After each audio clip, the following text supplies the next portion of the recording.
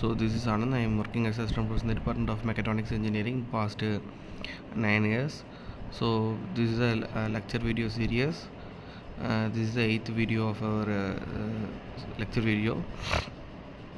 In previous video, so we discussed about the AC fundamentals.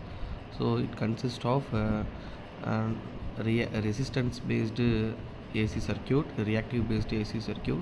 So in this resistance based AC circuit does not have any phase angle difference between voltage and current, but coming to the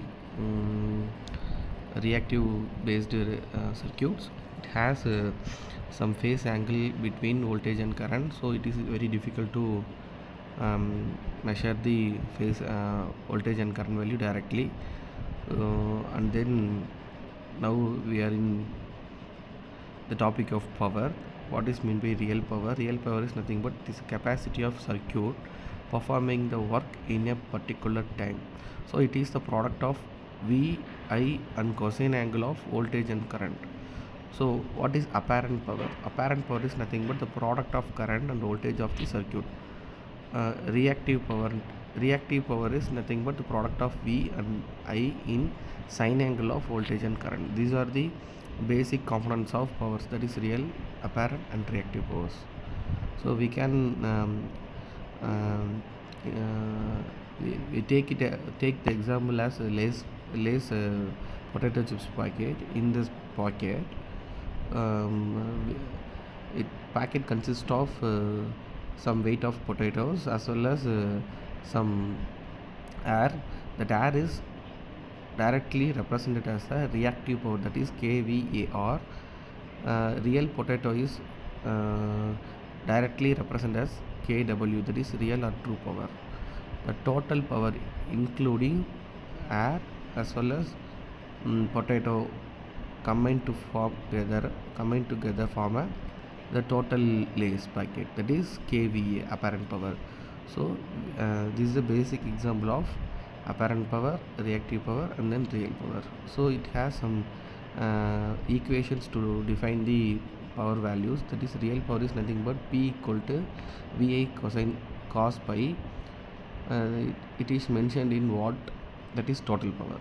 Reactive power, the representation of the reactive power is nothing but Q equal to VI sin pi. It is it is represented by the VAR nothing but voltage, current and then reactive, that is or resistance reactive. Likewise apparent power is nothing but total power is it does not having any cosine angle, sine angle. Directly we can measure it from input and input voltage and current, that is apparent power. Apparent power is nothing but S equal to VI. So real and reactive power, if the circuit has resistive and reactive parts, the resultant power has two parts. First is dissipated in the reactive elements, this is the real power, that is P.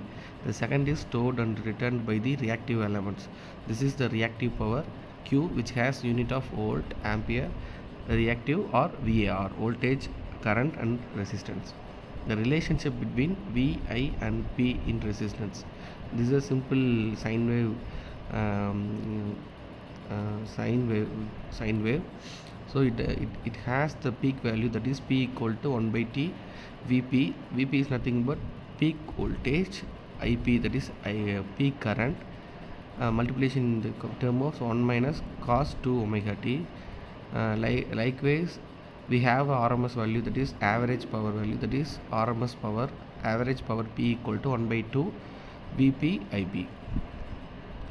So this is the best example for power triangle. So you pay the fuel for the vertical portion of the flight as well as fuel for the horizontal portion of the flight, but non-working reactive power is direct vertical, working is active power. The power factor is the ratio of active power to total power. So power factor equal to active power divided by total power. So therefore kW equal to kVA So finally we have cosine theta. The power factor is measure of efficiency output, likewise output divided by input into 100%.